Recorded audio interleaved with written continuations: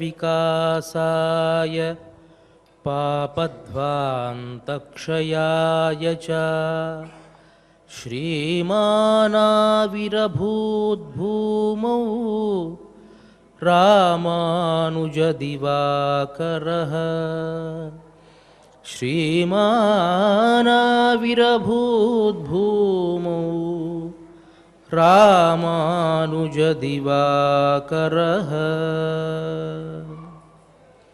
శ్రీ శ్వేతవరాహకల్ప అధినాయకుడైనటువంటి వరాహస్వామి పాదారవిందాల చింత అఖిలాండకోటి బ్రహ్మాండ నాయకుడు కలియుగ ప్రత్యక్ష దైవము అయినటువంటి శ్రీ వెంకటేశ్వరుని పాద పద్మాలద్ద తిరుప్పావైజీయర్ అని పేరుగాంచినటువంటి భగవద్ రామానుజాచార్యుల పరంపరా ప్రాప్తమైనటువంటి శ్రీ శ్రీ శ్రీ పరమహంస పరివ్రాజకాచార్యవర్యులు ఉభయ వేదాంత ప్రవర్తకాచార్యవర్యులు అయినటువంటి తిరుమల శ్రీపదజీయంగారుల పవిత్ర మఠ ప్రాంగణంలో భాగవత ఆచార్యుల అనుగ్రహంతో తిరుమల తిరుపతి దేవస్థానములు శ్రీ వెంకటేశ్వర భక్తి ఛానల్ వారి సౌజన్యంతో ధనుర్మాస ఉత్సవ కార్యక్రమంలో నేటికి మనం 14వ పాశురంలోకి ప్రవేశించాం. ప్రతిరోజు మాదిరిగానే ముందుగా భగవద్ రామానుజుల వైభవాన్ని కొంచెం తెలుసుకుని కార్యక్రమంలోకి అడుగు పెడదాం. వేలాతిభంగ శమనాయ గురూనపిస్వాన్ శాస్త్రోజితాదపి విధేర్ వినివర్తయంద్రాక్ కృచ్ఛ ప్రసాదిత గురోః శపథం విధూయ కిం గోపురోపరివితేరిత భూరిదానం. శ్రీ వాధూల వీరరాఘవాచార్య స్వామి వారు అనుగ్రహించినటువంటి రామానుజ అతిమానుషస్తవంలోని శ్లోకం ఇది. భగవద్ రామానుజుల వైభవాన్ని ఈ విధంగా తెలియజేస్తున్నారు వారు. పూర్వం ఒకానొక సందర్భంలో తిరుక్కోటియూరు నంబి దగ్గర చరమశ్లోక అర్థాన్ని తాను తెలుసుకోవడానికి 18 మార్లు తిరిగారు భగవద్ రామానుజులు.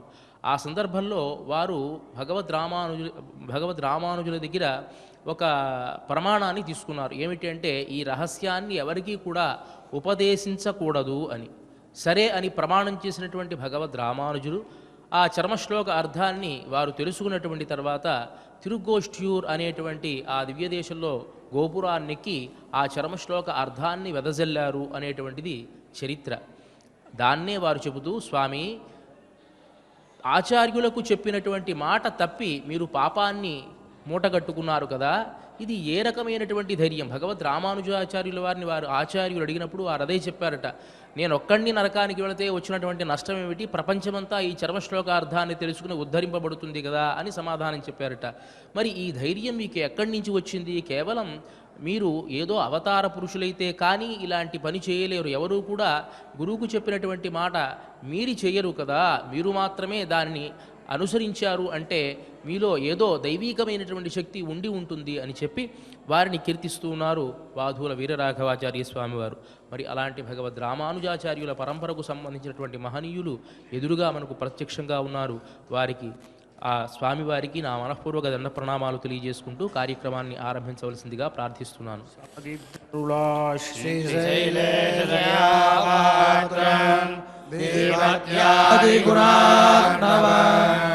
యతీంద్ర ప్రవణం వందే రమ్యజామాతరం మునే లక్ష్మీనాథ సమారంభాం నాదయామునమధ్యమాం అస్మదాచార్య పర్యంతం వందే గురు పరంపరాం యో నిత్యమచ్యుతపదాంబుజయుగ్మరుగ్మ యామోపదస్తతికరాణి తృణాయ మేనే అస్మద్గురోర్భగవతోస్య దయైకసిన్ధో రామానుజస్య చరణౌ శరణం ప్రపద్యే.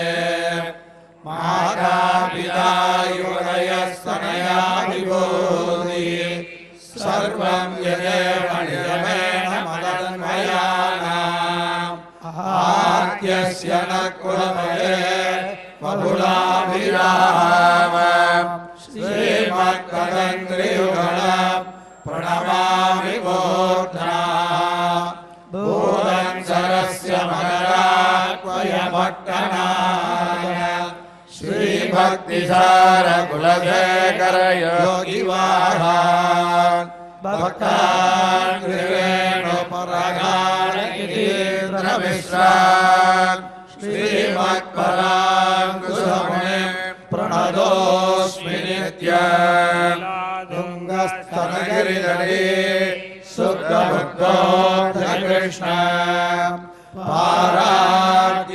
स्वं श्रुतिशतशिरसिद्धमध्यापयन्ति सोच्छिष्टायां स्रजनिगलितं यावाकृत्य भुङ्गे गोदातस्यै नमैदमिदं भूय एवास्तु भूयः அன்னவயல் புதுவை ஆண்டாள் அரங்கற்கு பண்ணதிருப்பாவை பல்வதிய இன்னிசையால் பாடிக் கொடுத்தாள் நற்பாமாலை பூமாலை சூடிக் கொடுத்தாளை சொல்லு சூடிக் கொடுத்த சுடர்கொடியே தொல்பாவை பாடி அருளவல்ல பல்வளையாய் நாடினேர் வேங்கடவர்க்கென்ன விதி என்னை மாற்றம் நான் கடவா பண்ணவே நல்கு தோட்டத்து வாகியல் செங்கழனே வாயிலிருந்து ஆம்பல் வாய் கோபினான் செங்கல் புலிக்கூரை வெண்பல் தவத்தவர் தங்கள் திருக்கோயில் சங்கிடுவான் போதந்தார் எங்களை மன்னம் எழுப்புவான் வாய் பேசும் நங்காய் எழுந்திராய் நாடாய் நாவுடையாய் சங்கடு சக்கரம் ஏந்தும் கடற்கையன் பங்கைய கண்ணானை பாடேலோரும் பாவாய் கோவிந்தன் வாழுமோர் சோதி மணிமாடம் தோன்றுமோர் நீதியாய் நல்ல பக்தர் வாடுமோர் நான் மறைகள் ஓடுமோர் வில்லிபுத்தோர் வேலக்கோளோர் பாதகங்கள் தீர்க்கும் பரமனடி காட்டும் வேதமனைக்கும் வித்தாகம் கோதை தமிழ் ஐந்துமைந்தும் அறியாதமானிடரை வையம் சுமப்பதும் வம்பு பூரத்தில் ஜகத்துரித்தாள் வாழியே திருப்பாவை முப்பதும் செப்பினாள் வாழியே பெரியாழ்வார் பெற்றெடுத்த பெண்பிள்ளை வாழியே பெரும்போதோர் மாமுனிக்கு பின்னாள் வாழியே பொருளோத்து நாற்பத்து மூன்றுரைத்தாள் வாழியே உயரங்கற்கே எண்ணி உகந்தளித்தாள் வாழியே மறுவாத திருவள்ளி வளநாடு வாழியே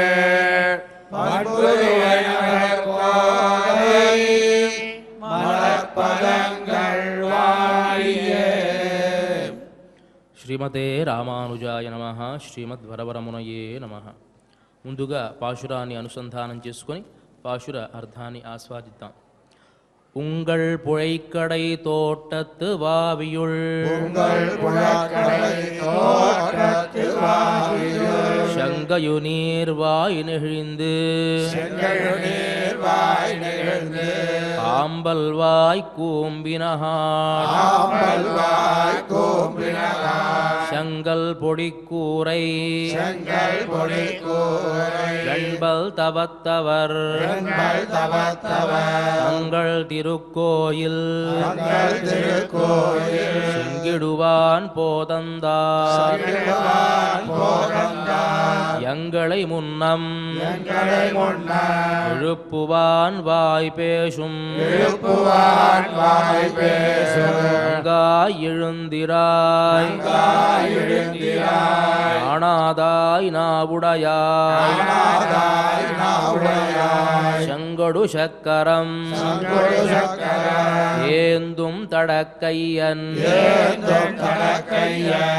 பங்கய கண்ணானை பங்கய கண்ணானை பாடேலோ ரெம்பாவா பாடேலோ என்பாவா ஆண்டாள் తిరువడిகளே శరణం.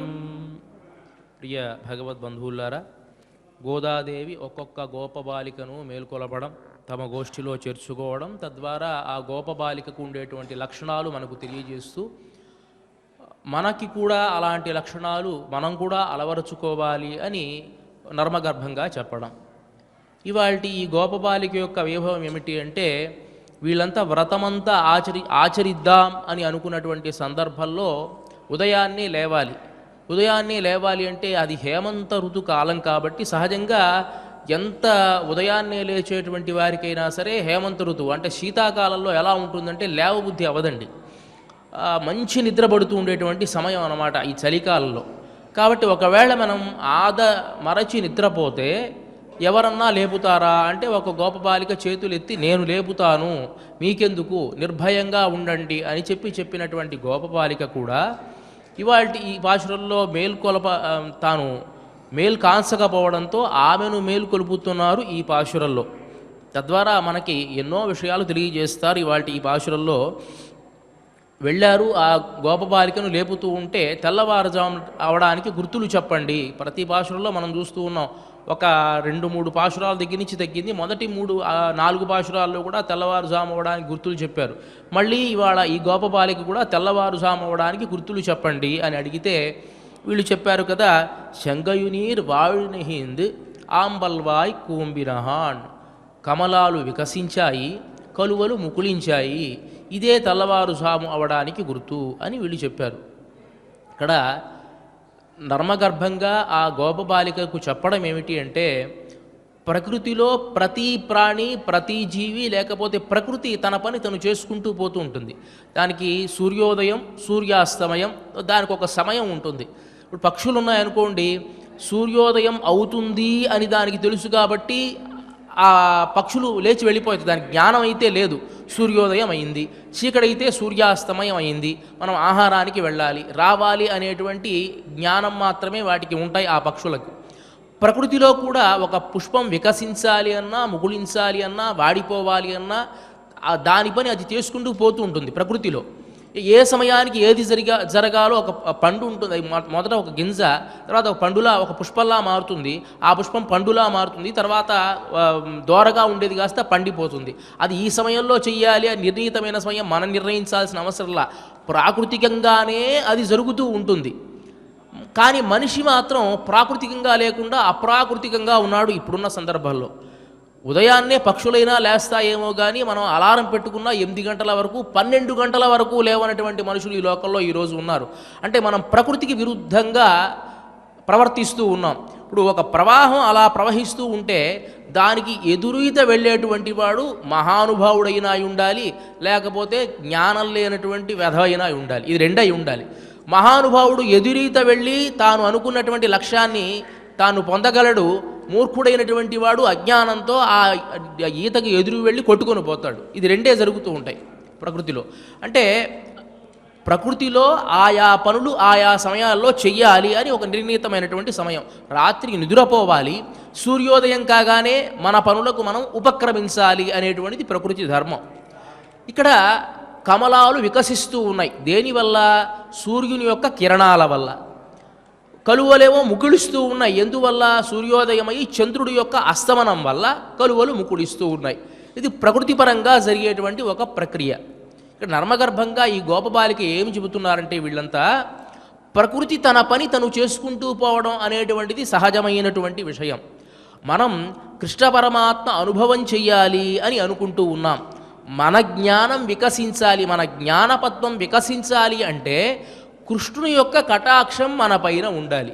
కృష్ణుని యొక్క కటాక్షం మన పైన ఉండాలి అని గనక అనుకుంటే మనం ఏమి చేయాలి? గోష్ఠిలో కలవాలి. ఇప్పుడు సూర్యకిరణాలు ఉన్నాయనుకోండి, అవి కమల మీద పడితే వికసిస్తే బాగానే ఉంది. దాన్ని మనం అప్రాకృతంగా వికసింపజేయాలి అనుకున్నాం అనుకోండి, అంటే వెలుతురు వస్తే కమలం వికసిస్తుంది అని గనక ఒక సూత్రం మనం పెట్టుకున్నట్లయితే, ఒక టార్చ్ లైట్ వేసాం అనుకోండి, కమలం పైన వికసిస్తుందా? వికసించదు. టార్చ్ లైట్ వేస్తే అది వికసించదు. పెద్ద క్యాండిల్ బల్బుస్ పెట్టి మొత్తం పెట్టినప్పుడు వికసించదు కమలం. కేవలం సూర్యకిరణాలకు మాత్రమే వికసిస్తుంది. అదే సందర్భంలో ఒకవేళ సూర్యుడి యొక్క తాపం వల్ల వికసిస్తుందేమో, నిప్పు దగ్గర పెట్టి చూస్తే బాగుంటుంది కమలాన్ని అనేది నిప్పు దగ్గర పెట్టామనుకోండి అది కాలి బూడిదవుతుంది తప్ప వికసించదు. అంటే ఒకే సందర్భంలో దానికి కాంతి కావాలి, కొంత తేజస్సు కావాలి. ఇది రెండు యొక్క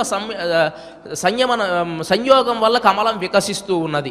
అదే విధముగా మన జ్ఞానపద్మం వికసించాలి అని గనక అనుకున్నట్లయితే కృష్ణ పరమాత్మ యొక్క సందర్శనం మనకు కావాలి. ఇది ఎప్పుడు మనకు చేకూరుతుంది అంటే సూర్యుని యొక్క కిరణాలు పడితే కమలం వికసిస్తుంది. కాబట్టి కమలాన్ని నీటి నుంచి తీసి బయటపడేస్తే ఏమవుతుంది? అది మాడిపోతుంది సూర్యుని కిరణాలకే.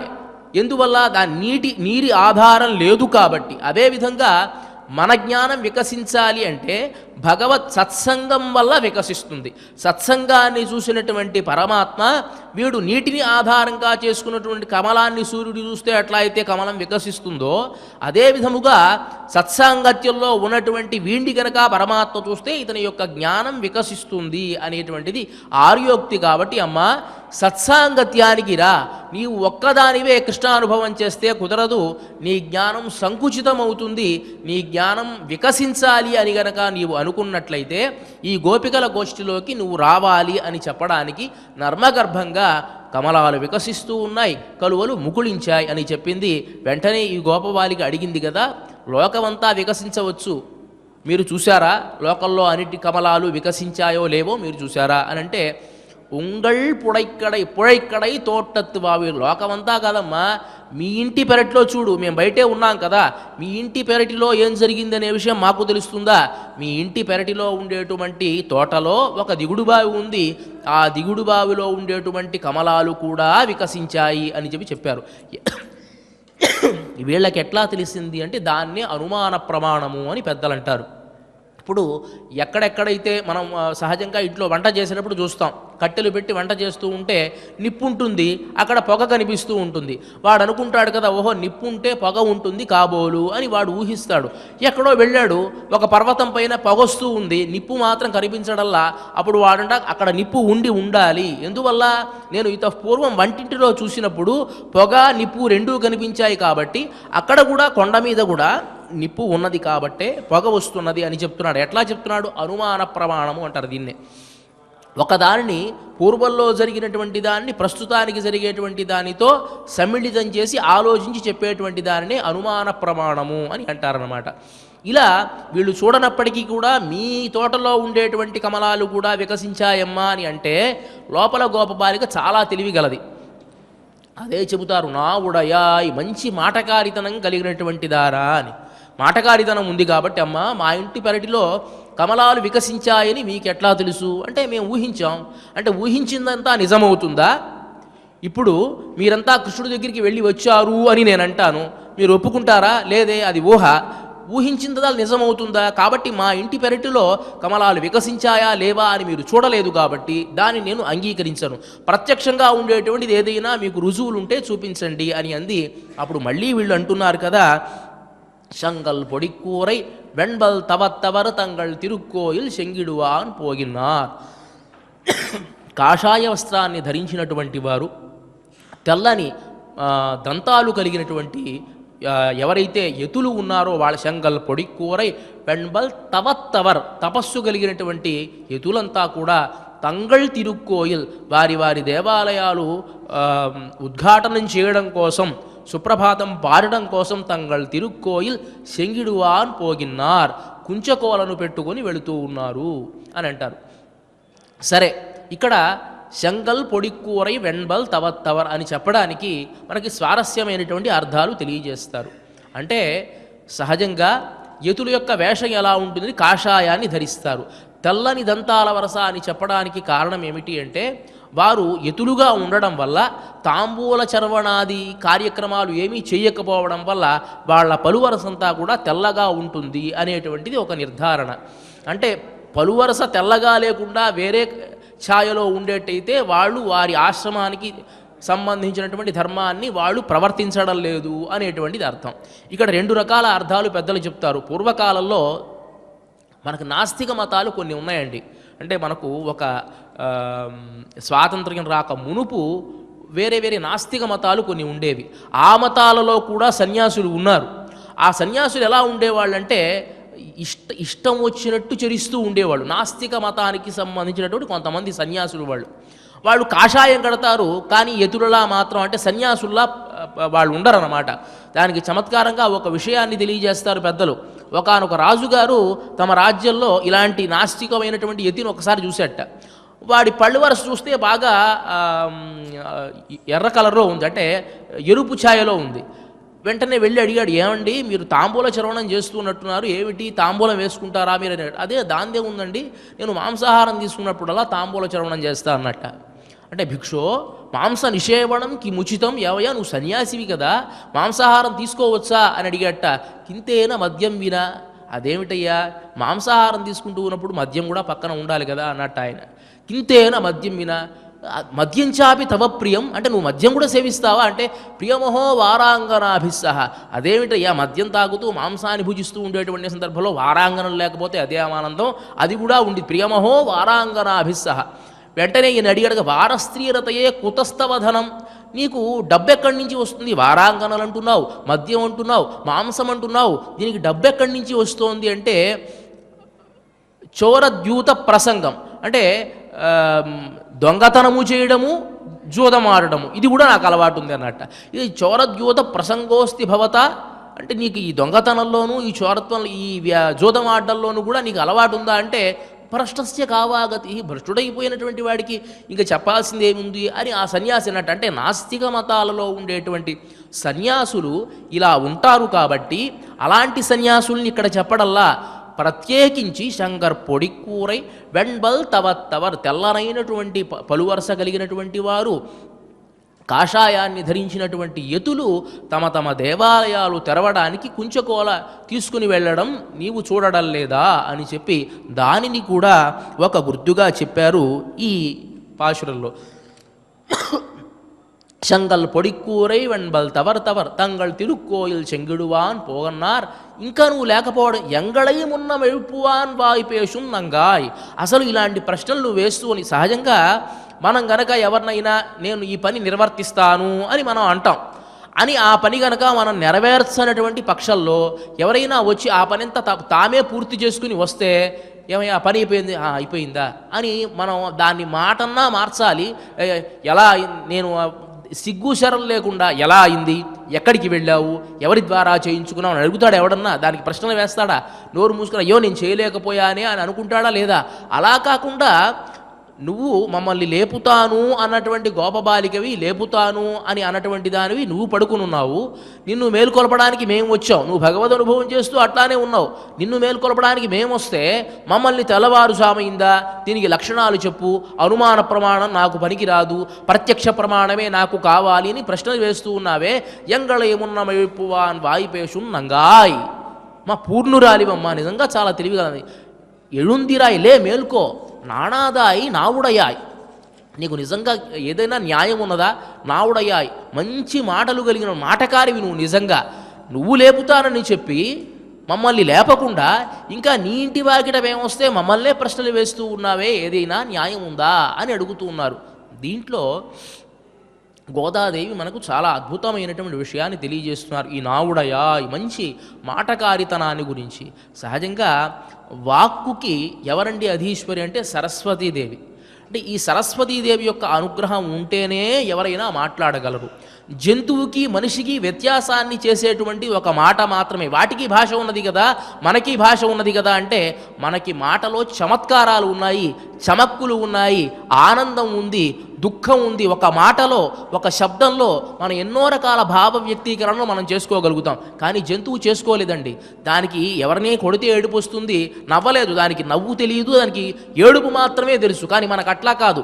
ఒక విషయాన్ని తలుచుకున్నప్పుడు అరే భలే మాట్లాడాడే అని నవ్వగలం మనం. ఒక చమత్కారమైనటువంటి పద్యాన్నో లేకపోతే ప్రసంగాన్నో చూసినప్పుడు మనం దాని ద్వారా ఆనందాన్ని పొందగలం. దుఃఖతరమైనటువంటి ఒక సన్నివేశాన్ని గుర్తు చేసుకున్నప్పుడు లేకపోతే చూసినప్పుడు మనం బాధపడగలం, ఆశ్చర్యాన్ని వ్యక్తం చేయగలం. ఇదంతా కేవలం మాట ద్వారా వచ్చేటువంటిది. అంటే జంతువుకి మనిషికి ఒకే రకమైనటువంటి జీవిత ఆచరణ ఉన్నప్పటికీ కూడాను అంటే ఆహార నిద్ర భయమైథునా అని సామాన్యమేతత్ పశుభిర్నరాణం అని చెప్పినట్లుగా ఆహారము నిద్ర భయము లేకపోతే దాంపత్యము ఇదంతా జంతువులకి మనిషికి సమానమైనటువంటిదే. కానీ జంతువు నుంచి మనిషిని వేరు చేసేటువంటిది ఏమిటి అంటే ఈ వాక్కు అనేటువంటిది. ఈ వాక్కు అనేటువంటి దాన్ని మనం సక్రమంగా గనక వినియోగించుకున్నట్లయితే ఎన్నో రకాల అద్భుతాలు చేయవచ్చు అని గోదాదేవి సామాజికమైనటువంటి విషయాన్ని మనకు తెలియజేస్తూ ఉన్నారు. ఇక్కడ ఎలా మనకు వాక్కు ఉపయోగపడుతుంది, మనం ఎక్కువగా జాగ్రత్తగా మాట్లాడాలి అంటే ఎలా మాట్లాడాలి, ఎప్పుడు మాట్లాడాలి అనడానికి గోదాదేవి రెండు దృష్టాంతాలు చెప్పారండి ఇంతకు పూర్వమే. కేళీరో అని వినండి అని మొదటి రెండవ భాషలో చెప్పింది. తర్వాత కేట్టిరయో విన్నావా అంటే ఎవరు జాగ్రత్తగా మాట్లాడతారు, ఎవరు చమత్కారంగా మాట్లాడతారు అంటే ఎక్కువ వినేటువంటి వాడే మాట్లాడతాడు. మనకు భక్తి శాస్త్రంలో కూడా శ్రవణం కీర్తనం మొట్టమొదట వినడమే, మొట్టమొదట మాట్లాడకూడదు. శ్రవణం కీర్తనం విష్ణోస్మరణం పాదసేవనం, మొదట వినాలి తర్వాత మాట్లాడాలి.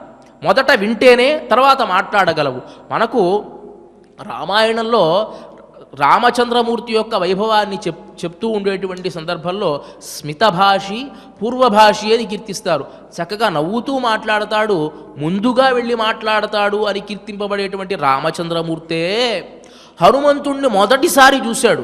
వాళ్ళతో వచ్చి మాట్లాడేటువంటి సందర్భంలో నానృగ్వేద వినీతస్య న యజుర్వేదధారిణ న సామవేద విదుషః శక్యమేవం ప్రభాషితం నూనం వ్యాకరణం కృత్సం అనేన బహుధాశ్రుతం బహువ్యాహరతానేన నకించిదపశబ్దితం అని అంటాడు. హనుమంతుడు మారువేషంలో వచ్చాడు, మళ్ళీ మారువేషాన్ని ఉపసంహరించుకున్నాడు. రామచంద్రమూర్తి యొక్క వైభవాన్ని తెలుసుకొని మాట్లాడుతూ ఉన్నాడు ఆయన. ఆ మాట్లాడేటువంటి సందర్భంలో లక్ష్మణుని చూసి హనుమంతుడు చెప్తూ ఉన్నాడు, ఇతను తప్పకుండా ఋగ్వేదాన్ని అధ్యయనం చేసి ఉంటాడు. ఎందువల్ల ఆ వినీతత్వం, ఆ వినయం అనేటువంటిది ఋగ్వేదాన్ని ఒక గురువు దగ్గర అధ్యయనం చేస్తే వచ్చేటువంటి ఆ వినయం ఆ వాక్కులో కనిపిస్తోంది. తర్వాత ప్రయోగించినటువంటి మాటను, ఇప్పుడు కొంతమందికి ఊత పదం ఉంటుంది, కొంతమంది కాబట్టి అనో లేకపోతే అలా యొక్క అనో ఇలా కొన్ని ఊత పదాలు ఉంటాయి సహజంగా. కానీ ఆంజనేయ స్వామి మాట్లాడేటప్పుడు తాను ప్రయోగించినటువంటి ఒక పదం మళ్ళీ రావడం లేదుట. నా యజుర్వేద ధారిణ, ఆ ప్రయోగంలో కూడా మళ్ళీ ఆ పదాన్ని ప్రయోగించడం లేదంటే తాను ఎప్పుడు మాట్లాడుతున్నాడు, ఏమి మాట్లాడుతున్నాడు, ఆ మాట్లాడేటువంటి సందర్భంలో ఏ ఏ పదాలు వచ్చాయి, మళ్ళీ ఆ పదాలు ప్రయోగించకుండా కొత్త కొత్త పదాలు ప్రయోగిస్తూ అదే మాటలు జాగ్రత్తగా మాట్లాడుతూ ఉన్నాడంటే ఈ ధారణ కేవలం యజుర్వేదాన్ని అధ్యయనం చేసినటువంటి వాడికే వస్తుంది. నా సామవేద విదుషః, సామవేదానికి ఉండేటువంటి గొప్పతనం ఏమిటంటే మాట్లాడేటప్పుడు వినయంగా మాట్లాడేటప్పుడు ఒక రకమైన స్థాయిలో మాట్లాడాలి, కోపంగా మాట్లాడేటప్పుడు ఒక రకమైన స్థాయిలో మాట్లాడాలి, ఉద్వేగంగా మాట్లాడేటప్పుడు ఒక రకమైన స్థాయిలో మాట్లాడాలి. ఈ స్థాయి భేదాలన్నీ సంగీతానికి సంబంధించినటువంటివి కాబట్టి ఇతను తప్పకుండా సామవేదాన్ని కూడా అధ్యయనం చేసి ఉంటాడు అని చెబుతూ నూనం వ్యాకరణం కృత్స్నం అనేన బహుధాశ్రుతం, వ్యాకరణ శాస్త్రాన్ని అంతటినీ కూడా అనేన ఈ హనుమంతుడి చేత బహుధాశ్రుతం చాలాసార్లు వినబడింది అని అన్నాడు. అంటే ఇన్నిసార్లు వినడం వల్ల, అది నేర్చుకోవడం వల్ల వచ్చేటువంటిది కాదు, ఇన్నిసార్లు వినడం వల్ల బహువ్యాహరతానేన నకించిత్ అపశబ్దితుం, ఇంతసేపు మాట్లాడుతున్నాడు కదా, ఒక్కొక్కసారి తొట్టుపాటు వస్తుంది, మాటలో నత్తి కనిపిస్తూ ఉంటుంది. అలా ఎక్కడా లేదుట హనుమంతుల వారి దగ్గర. బహువ్యాహరతానేన, ఇన్నిసార్లు మాట్లాడినప్పటికీ కూడా నకించిత్ అపశబ్దితం, ఒక్క అపశబ్దం కూడా రావడల్లా. ఇది హనుమంతుల వారికి ఉండేటువంటి వైభవానికి సంబంధించింది. అంటే మాట ఎలా ప్రయోగించాలి, ఎప్పుడు ప్రయోగించాలి, ఎలా మాట్లాడాలి, దుఃఖంలో ఉన్నవాడిని ఎట్లా ఓదార్చాలి అనేటువంటిది దాన్ని సమయస్ఫూర్తి అని అంటాం. సమయానికి తగినట్లుగా మనం మాట్లాడగలగాలి. మనకు రామాయణంలో హనుమంతుల వారు లంకా నగరానికి వెళ్ళి వచ్చిన తర్వాత దృష్టా సీత, రామచంద్రమూర్తి దగ్గర వచ్చాడు, దృష్టా సీత అని అన్నాడు. తెలుగులో పద్యంలో కూడా కంటింజానకి పూర్ణచంద్రవదనన్ కళ్యాణి నా లంకలో అని, మొదట జానకిని పూర్ణచంద్రవదనన్ కళ్యాణి ఆ లంకలో కంటిన్ననలా. చచ్చిపోతూ ఉంటాడు. ఇప్పుడు కొన్నిసార్లు ఏదైనా ఒక పరీక్ష రాశాడనుకోండి, పరీక్ష రాగానే నువ్వు బాగా పరీక్ష రాసే వాడికి రిజల్ట్స్ చెప్పాలి. చెప్పేటువంటి సందర్భంలో నువ్వు బాగా పరీక్ష రాసావు కాబట్టి, పేపర్ దిద్దిన వాడు బాగా దిద్దాడు కాబట్టి, సరి అయిన సమయంలో సరి అయిన ప్రశ్నకు సరి అయిన సమాధానం రాశావు కాబట్టి నీకు స్టేట్ ఫస్ట్ వచ్చింది అని చెప్తే ఏమానందం. ఇంత చేటభారతం అంత మాట చెప్పి తర్వాత చివరిలో నువ్వు స్టేట్ ఫస్ట్ వచ్చిందంటే ఆనందపడతాడా? వెళ్ళగానే ముందు స్టేట్ ఫస్ట్ నువ్వు అని చెప్తే ఒక ఆనందం. ఎలా తర్వాత వచ్చిందనే విషయం తర్వాత చెప్పాలి. అదేవిధంగా ఆంజనేయ స్వామి కూడా చాలా చంద్రవదన, తర్వాత లంకలో ఉన్నటువంటి ఆమె నేను చూశాను అని చెప్పాలా. చూశాను నేను లంకలో ఉన్నటువంటి సీతాదేవిని అని చూశాను అంటే అక్కడ ఉండేటువంటి రామచంద్రమూర్తికి ఒక ఆనందం కలగాలి. అందువల్లే కండేన్ కండేన్ కండేన్ సీతయ్య కండేన్ రాఘవా నాన్ కండేన్ కండేన్ కండేన్ సీతయ్య కండేన్ కండేన్ కండేన్ కండి చూశాను చూశాను చూశాను నేను సీతను. ఇక తర్వాత సీత యొక్క పరిస్థితి ఎలా ఉంది అని వర్ణిస్తాడు. ముందు వర్ణన చేసి తర్వాత సీతను చూశానని చెప్పాల్సిన అవసరంలా, మొట్టమొదట చూశాను అని చెప్పాలి. ఏ సమయంలో ఎలా మాట్లాడాలి. మనకు ఈ రోజుల్లో ఏదైనా ఒక ఉద్యోగానికి వెళ్ళాలి అని అన్నా ఏం చేస్తారండి, ఆ నైపుణ్యత ఉండాలి. మాటల్లో నైపుణ్యత అనేటువంటిది ఉండాలి అని చెప్తారు. మనకు టెలిఫోన్ కనిపెట్టినటువంటి వాడిని అలెగ్జాండర్ గ్రహం బెల్ అని అంటాం కదా. టెలిఫోన్ ఎవరు కనిపెట్టారంటే అలెగ్జాండర్ గ్రహం బెల్ అని అంటారు. కానీ వాస్తవానికి ఎలీసా గ్రే అనేటువంటి అతనే ఈ టెలిఫోన్ ఎలా పనిచేస్తుంది అనేది కనిపెట్టాడు. కానీ అతనికి తాను కనిపెట్టినటువంటి విషయాన్ని సమగ్రంగా అందరితో చర్చించి ఒప్పించలేకపోవడం వల్ల అతను వెనకబడ్డాడు. ఈ అలెగ్జాండర్ గ్రహం బెల్ అనేవాడు ముందుకొచ్చాడు. వాస్తవానికి అతనికంటే ముందే ఈ ఎలీసా గ్రే అనేటువంటి వాడు కనిపెట్టాడు. కానీ ఏం ప్రయోజనం అంటే ఆ మాటలో నైపుణ్యత ఉండాలి, ఆ నైపుణ్యత పెంచుకోవాలి. ఆ నైపుణ్యత పెరగాలి అంటే ఏమి చేయాలి? ఎక్కడన్నా ఒక వారం రోజులో 10 రోజులో నెల రోజులో మనం వాడికి గనక తర్ఫీదు ఇస్తే వస్తుందా అంటే రానే రాదు. మొదటి నుంచి కూడా అది మనం అలవాటు చేయాలి, ఆ మాట ఎలా మాట్లాడాలి అనేది. ఒక తండ్రి తన పిల్లవాడికి కష్టం యొక్క విషయాన్ని తెలియజేయాలనుకున్నట్ట. కోటీశ్వరుడు, చాలా కోటీశ్వరుడు. కష్టం ఎలా ఉంటుందో తెలియజేయాలి, మనం తద్వారా అదృష్టవంతులం అని తెలియజేయాలనుకున్నట్ట. ఒక రైతు దగ్గరకు తీసుకుని వెళ్ళాడు. ఆ రైతు ఉండేటువంటిది ఒక గుడిసె అన్నమాట. ఆ గుడిసె దగ్గరికి తీసుకుని వెళ్ళి 2 రోజులు అక్కడే బస చేశారు. వాళ్ళిద్దరు కూడా, తండ్రిను కొడుకు ఇద్దరు కూడా అక్కడే బస చేశారు. బస చేసిన తర్వాత ఆ పిల్లవాడితో అన్నట్ట, నాన్న చూసావా, ఈ 2 రోజుల మన జీవన విధానానికి మనం మామూలుగా మన ఇంట్లో ఉండేటువంటి జీవన విధానానికి చాలా వ్యత్యాసం ఉన్నది.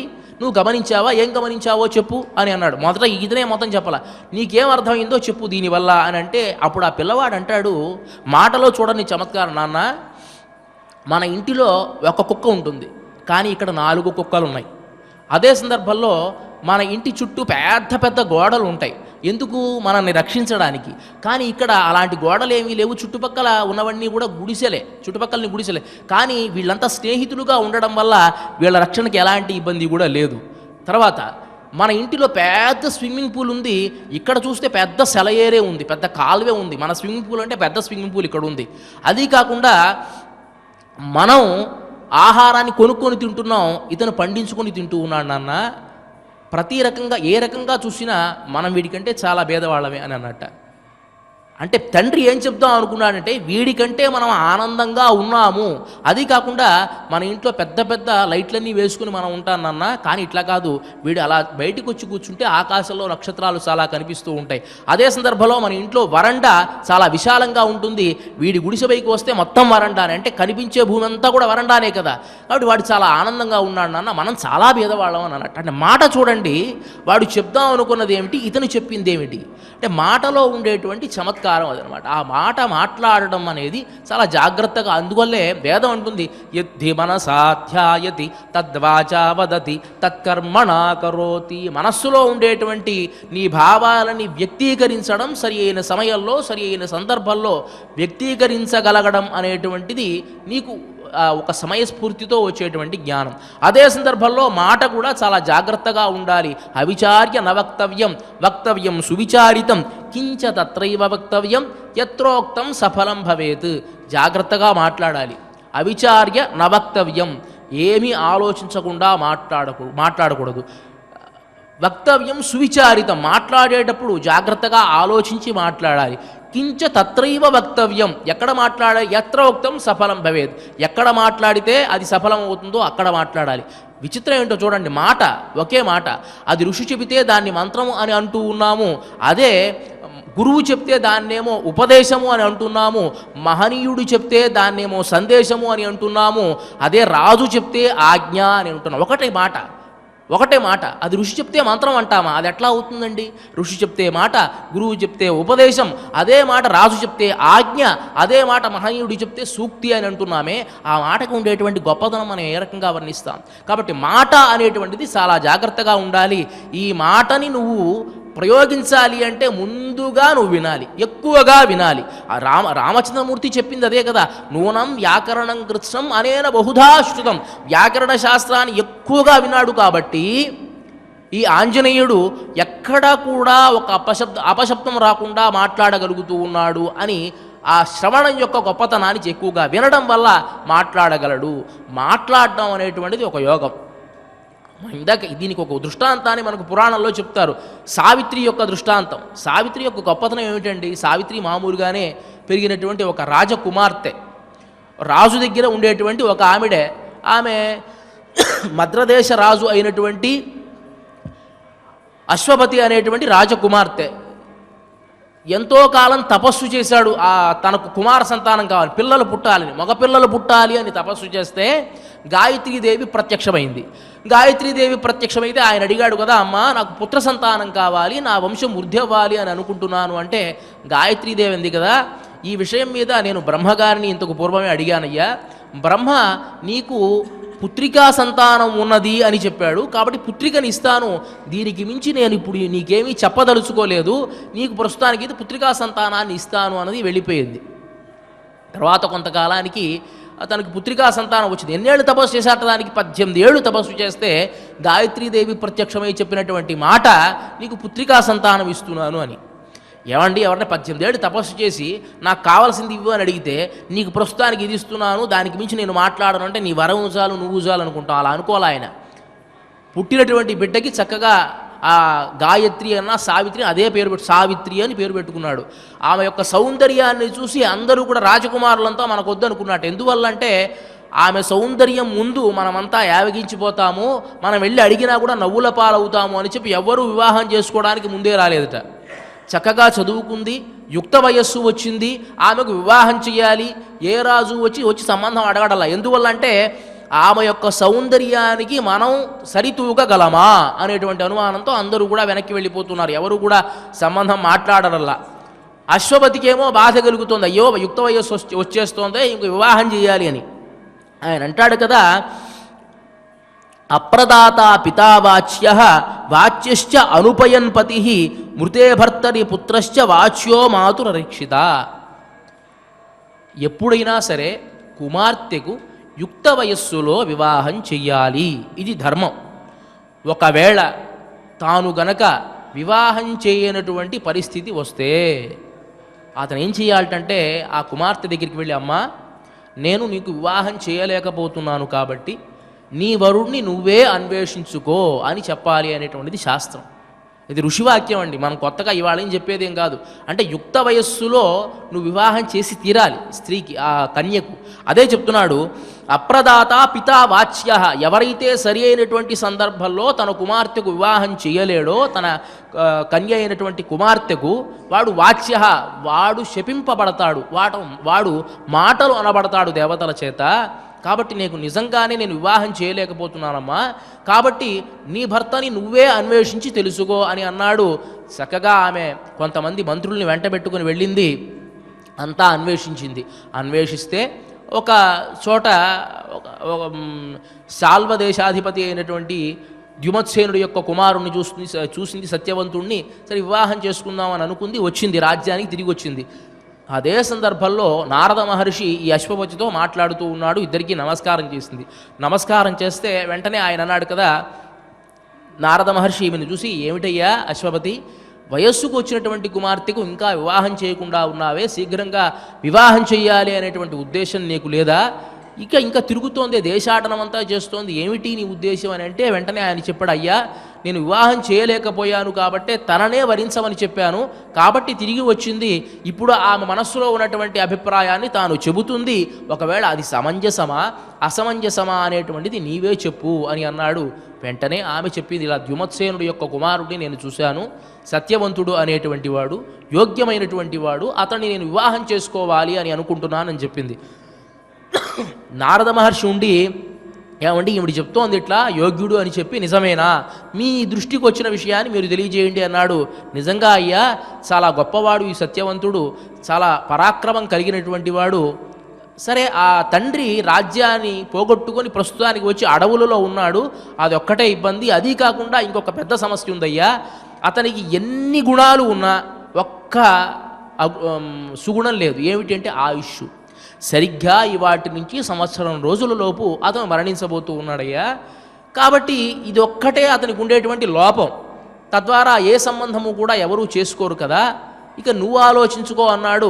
తండ్రి అన్నాడు కదా, అమ్మ వేరే సంబంధం ఏదైనా చూద్దాము, అతనికి అల్పాయుష్యు అని అంటున్నారు కదా, సంవత్సరంలో మరణించేటువంటి వాడిని నువ్వెందుకు వివాహం చేసుకుంటావు అని అంటే, లేదు లేదు నేను మనసా వాచా కర్మణ అతని వివాహం చేసుకోవాలి అని నిర్ణయించుకున్నాను. ఒక్కసారి మనస్యేకం వచస్యేకం కర్మణ్యేకం మహాత్మనామని అన్నట్లుగా మనసా వాచా కర్మణ నేను నిర్ధారణ చేసుకున్నాను. కాబట్టి కుమార్తెను ఇచ్చేది ఎవరైనా ఒక్కసారే కన్యాదానం చేస్తారు, ఏ కన్య అయినా సరే ఒక్కసారి నిర్ణయం తీసుకుంటుంది. కాబట్టి నేను అతన్నే వివాహం చేసుకుంటాను తండ్రి అంది. సరే అంగీకరించారు, వివాహం చేశారు.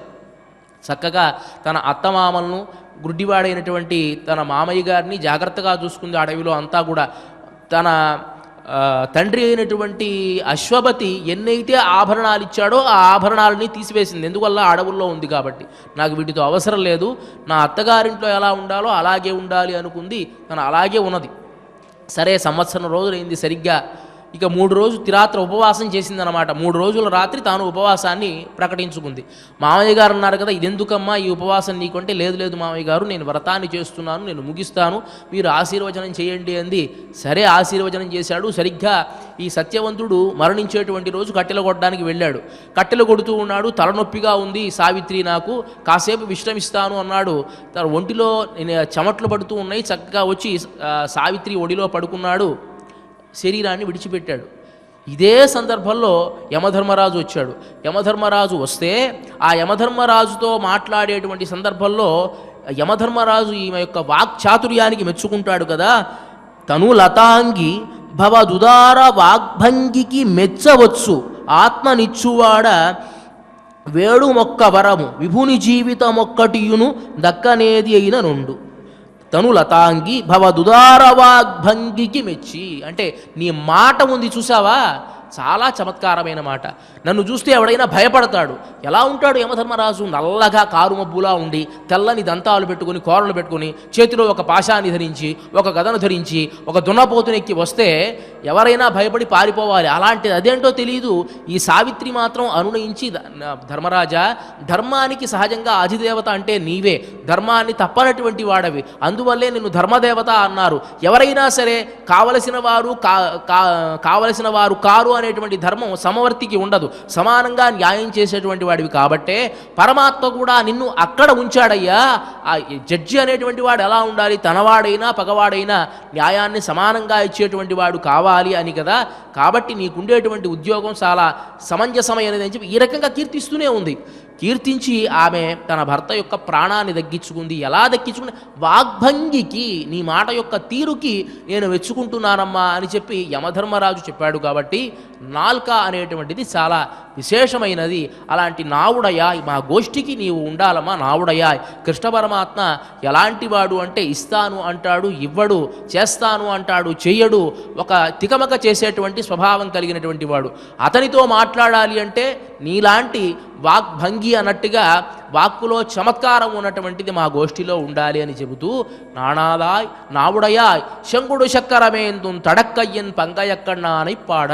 శంఖచక్రాలు ధరించినటువంటి పంకజనేత్రుడైనటువంటి ఆ స్వామిని కీర్తిస్తూ ఉంటే నువ్వు ఇంకా రావేమమ్మా అంటే రామదాసుల వారు అంటాడు కదా, శంఖచక్రాలు పట్టేనెందుకు దాసజనుల రక్షింపవదెందుకు పంకజాక్ష భక్త పరిపాలన లేని పొంకములే గాని బింకములే దయ్య రామానిచే నేమిగా దుర్ర. నువ్వు శంఖచక్రాలు ధరించి నువ్వు మాట నిలబెట్టుకోవాలి, పంకజాక్షుడివి అలా కీర్తింపబడుతున్నావయ్యా, నీ మాట నువ్వు నిలబెట్టుకోవాలి అని చెప్పినట్లుగా ఇక్కడ కూడా శంకుడు చక్కరమేందు దొడక్కయ్యన్ పంగయ్య కన్నా అని పాడా అని చెప్పినట్లుగా అలాంటి ఆ స్వామిని కీర్తిస్తూ ఉంటే ఇంకా నువ్వు నిద్రపోతే ఎట్లా అమ్మా, ఈ భగవద్ అనుభవాన్ని కట్టిపెట్టి మా గోష్ఠిలో చేరి మా గోష్ఠిని సుగమం చేయి అని ప్రార్థించి ఈ గోపికను లేపారు వాటి పాశురంలో. ఇంకా ఇవాల్టి పాశురంలో చిట్ట చివరి అంశమైనటువంటిది ఆండాళ్ అనుగ్రహంతో శ్రీమతి తిరిగిచర్ల కందాడి సీతమ్మ గారు రచించినటువంటి తెలుగు తిరుప్పావైలోని ఇవాల్టి ఉంగళ్ పేకడై అనేటువంటి ఈ పాశురానికి మమ్ము ముందు లేపదనని మానిని మణి అనేటువంటి ఈ గేయాన్ని తిరుమల తిరుపతి దేవస్థాన ఆస్థాన విద్వాంసులు శ్రీ గరిమెళ్ల బాలకృష్ణ ప్రసాద్ గారు స్వరపరచడం జరిగింది. దీనిని తీతీదే శ్రీ అన్నమాచార్య ప్రాజెక్ట్ కళాకారులు శ్రీమతి ఎస్సి శ్రీదేవి గారు గానం చేయడం జరుగుతుంది. ఈ కార్యక్రమాన్ని నాద నీరాజన మంటపం ద్వారా మనం ప్రత్యక్ష కార్యక్రమంలో వీక్షించవచ్చు. ఇక ఇవాళ ఈ కార్యక్రమాన్ని క్షమాప్రార్థన నుంచి మంగళం వరకు మనమంతా కలిసి పారాయణ చేసి ముగిద్దాం. అథ క్షమా ప్రార్థన యదక్షరపదభ్రష్టం మాత్రాహీనం చ యద్భవేత్ తత్సర్వం క్షమ్యతాం దేవ నారాయణ నమోస్తుతే.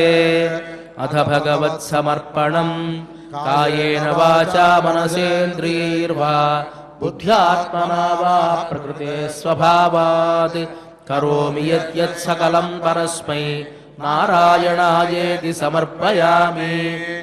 అథ లోకక్షేమ ప్రార్థనా స్వస్తి ప్రజాభ్యః పరిపాలయంతాం న్యాయేన మార్గేణ మహీం మహిషాః గోబ్రాహ్మణేభ్యః శుభమస్తు నిత్యం లోకాः సమస్తాः సుఖినో భవంతు. అథ మంగళం మంగళం కోసలేంద్రాయ మహనీయ గుణాత్మనే చక్రవర్తితనూజాయ సార్వభౌమాయ మంగళం. అస్తు గోపాలబాలాయ నిత్యాయ పరమాత్మనే భక్తవాత్సల్య నిధయే నిత్యభోగ్యాయ మంగళం. శ్రీమద్యే విష్ణు చిత్తార్య మనోనందన హేతవే నందనందన సుందర్యై గోదాయై నిత్యమంగళం. శ్రియః కాందాయ కళ్యాణ నిధయే నిధయేర్థినాం శ్రీవేంకట నివాసాయ శ్రీనివాసాయ మంగళం.